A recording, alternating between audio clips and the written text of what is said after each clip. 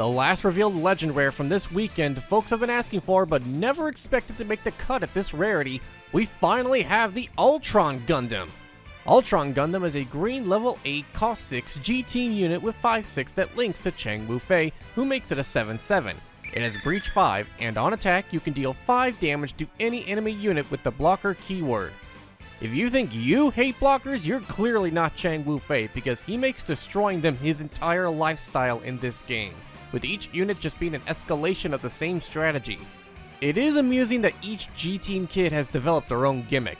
Catra wants to work with his Maganac core, Troa wants to shoot the whole enemy team board, Duo wants to kill a very specific target each time, Hero wants to shoot everybody, and Wu-Fei just hates blockers. The only unpaired blocker he can't one-shot with the Ultron's effect is the GD01 Freedom, and even when linked to Kira, it can't trade back if the opponent decides to block with it if linked to Wu-Fei.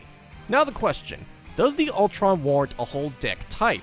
Breach has been a developing deck concept since the beta with all the blue-green resting and breach cards, but it's recently come into fruition with Atherin in his mobile armor Aegis and red-white recently. But more often than not, Wu-Fei ends up as a secondary pilot in unit pairing with the Wing Zero to help it deal with fellow blocker decks.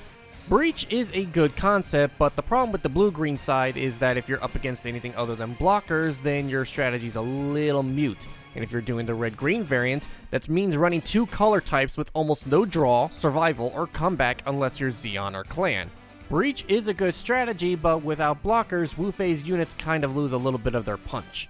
Comparatively, I don't see the Altron making waves on its own as its separate deck boss. Wu-Fei may still be restrained to playing second fiddle to more adaptive and general boss units like the Wing Zero, Wing Gundam, or what other blue variant you try.